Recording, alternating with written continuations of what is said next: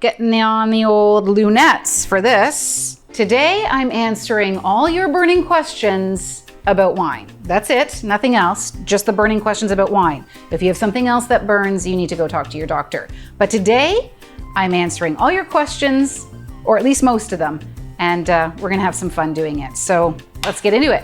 Let's hear my hot takes.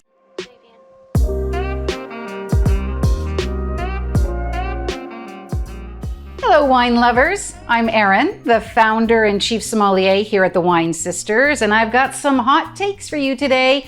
You've written in with some great questions about wine, how to serve it, how to store it, how to make it, how to do all kinds of things with it. And so, without further ado, I'm going to get to them. However, if you do have more questions and I haven't covered them here, please feel free to list them in the comments below and I will get back to you as soon as I see them. I promise, I always do. Let me put on my lunettes. Let me take a sip of wine.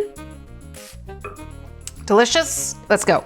So the first question is, how long does wine last? I'm going to assume that that means opened. So if you are asking about how long you have once you've opened up a bottle of wine, I'm going to say for red wines, you have about 2 to 5 days. And for white wines, you have up to a week. To keep your wines lasting longer, recork them or put the screw cap back on the bottle and put them in the fridge. Yes, both of them, red and white, in the fridge. The cold slows down the degradation of the wine, and so that will help suspend your wine in time, if you will. When you come back to it a few days later, will it be as fresh as when you opened it? Not necessarily, but it should still be drinkable. But as always, let your nose guide you. If it doesn't smell the way you want it to, well, you can always use it for cooking. There's no problem in that. Okay, so our next question is, how should wine be served? Well, as you all know, this is our September mini-series. In fact, this class wraps up our September mini-series of Back to Wine School. However, our very first class, so go back 5 weeks ago, you can click this link right here. Go back 5 weeks ago and watch the first one in this mini-series, which was all about how to open, decant, and then serve wine. If you're looking for something more like proper wine temperatures, we do have more videos on that and certainly more on the blog at thewinesisters.com. I've linked that below. Basically, here's the thing. You want to serve your white wines, you're looking for temperature. Put your white wines in the fridge for about an hour before serving. Put your red wines in the fridge for 10 to 15 minutes or serving, just to give it a little bit of a chill, not so that it's warm. I hope that helps. How should I store my wine? Okay, well, we just covered this 2 weeks ago, so please click on this video right here. If you are looking to store your wine for a collection for the long haul, either in an unfinished basement, in a wine fridge, in a case, in an unused closet, that's your best bet. What you're looking for is dark, relatively humid, not a lot of foot traffic, sort of leaving them alone so they're not too disturbed. That should be your ticket to Easy Street for a wine collection. Should I age my wines?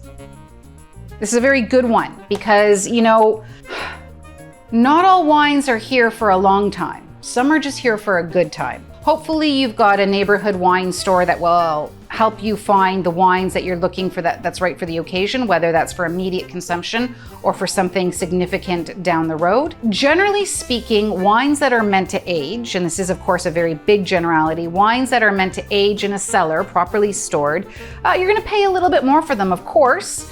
They're gonna come from notable regions. Wines that are in that mid-tier range, I'm gonna say 20 to 40 to 50 bucks, those can go, if they're properly stored, you know, on average about a decade. They're probably drinking really well now, so you probably don't need to store them for the long term, but you can.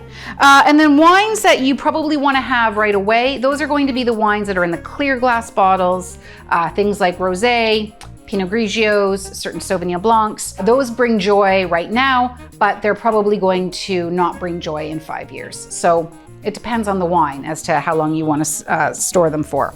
What are tannins? We covered this during our food and wine class last week.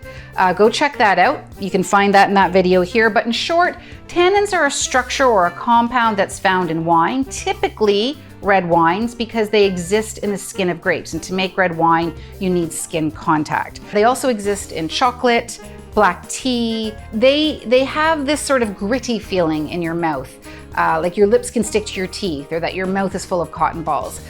They offer sort of an astringent, bitter quality that used in the rest of the wine works as part of a symphony to make it taste really nice, very complex. And tannins also help with ageability. So that's what tannins are. What wines pair best with cheese? It's a pretty big question. When you're pairing wine and food, any kind of food, cheese or otherwise, you really need to look at the specifics of it and the strongest flavors. We do have a really terrific video on hosting an amazingly easy cocktail party. Several thousand of you have viewed it and really liked it, so give that a view right here. But generally speaking, for cheese, I go slightly rogue. I prefer white wines and sparkling wines and rosés with my cheese. I often find that red wines, especially big tannic wines, they can dominate too easily. So I have a tendency to stick to wines that are crisper, brighter. So think about Northern Italian whites, think about rosés, think about crémants and other brut sparklings to go with your cheese plates. How do you make rosé? Good question, and we cover it all right here. There are technically 4 different ways. That includes blending a red and white together. That includes something called maceration, which is where you're soaking that clear juice with the skins of the grape for only a short amount of time. There's something called saigner, which in French means to bleed, and that's where you're making a big batch of red wine, whatever that red wine might be, and you bleed off some of it to concentrate the red, but what you're bleeding off is tinted pink. Those are some of the ways, but do check out that video that we made about 2 years ago. That will give you the breakdown on rosé. Should I decant my wine? Well, we talked about this at class 1 as well, you guys. So decanting, I'm a fan.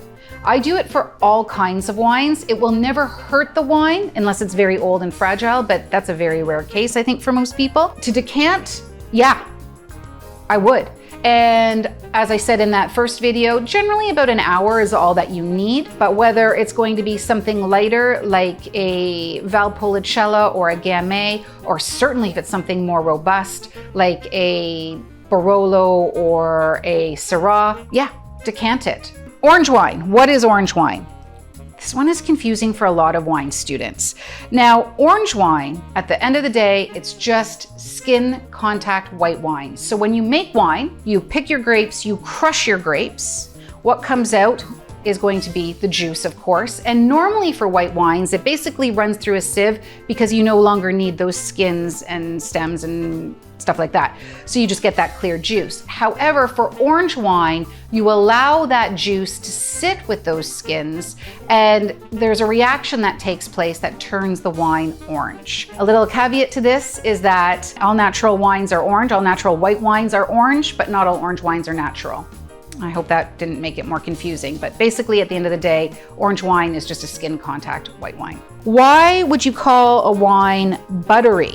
Yeah, so this will happen quite a bit with things like Chardonnay, for example. They're often described as creamy, buttery. There's a few different ways that this happens. Some of it is because of the oak aging. The oak has a tendency to soften up that wine, give it a creamier, buttery feel. There's definitely something that's called malolactic fermentation, which takes those bright, crisp acids that you might find in Riesling or Sauvignon Blanc. They're the acids that are reminiscent of green apple or lemon or lime, and then it goes through a certain transformation from those tartaric acids into those lactic acids, those creamier, milkier acids, which impart sort of a dairy, buttery kind of note. Those are probably your most popular reasons as for why it would taste buttery to you. Oh, I love this question. Do winemakers add flavor to the wine? I love this question because we get this so often. Thank you for asking it. So when people will say, hey, I taste cherries in my wine. Did the winemaker throw in some cherries or whatever? No. How you flavor a wine, unless of course it's cherry wine, but regular grape wines, how you flavor a wine is from 3 different ways. It will be the natural flavoring of the grape itself. So all grapes are different. Cabernet, Shiraz, Riesling, Sauvignon Blanc, those are all different grapes. and they will bring their own characteristics and flavor profiles to the wine. It also will have to deal with the winemaking practices. So did the winemaker age in oak or in steel? What sort of yeast strain did the winemaker choose to use? There's thousands of tools in a winemaker's toolbox that will impart the final flavor in the glass. And then there's actually the grape farming. It's the viticulture of it. So are you farming organically, biodynamically, conventionally? Are you up on a hill? Are you down in a slope? What kind of dirt are you in? Is it going to be more volcanic soils? Is it going to be more sandy or schist or whatever? I said schist, by the way, with a second S. There's a lot of things that can go into it, but no, in order to get those specific flavors, whether that be coffee or mineral or, you know, vanilla or whatever, cherry, lemon, whatever, they're not throwing in those fruits or those coffee beans to flavor the wine, no. And what are legs? People ask me this all the time too. I'm really, really happy that this came up. So what are legs? Okay, so legs are these little streaks that are left along the edge of the glass. Some people call them tears, some people call them legs. I guess it depends on what level of perversion you have. But what this is just an indicator of how much alcohol and sugar is left in the wine. So if we were to take this glass and swirl it with water, you will notice there's going to be there's no legs. There's no legs, there's no tears. If we were to take a glass of port, you'll find very thick, slow-moving legs or tears. That's because port, of course, has a lot of sugar. It also has higher alcohol. Water, on the other hand, has none. So there's going to be no legs in water. There's going to be a lot of deep, slow-moving legs in port. In this wine, there's moderate amount, right? So we just have some of those streaks going down, and it's just a general indicator of how much alcohol and sugar is in your glass. And that is that. So I think that was a pretty good list of questions, you guys. I'm pretty happy with that. Maybe we'll do that again. If you have more questions, like I said, please leave them in the comments below. That takes care of this mini series. Did you like it? I really hope you did.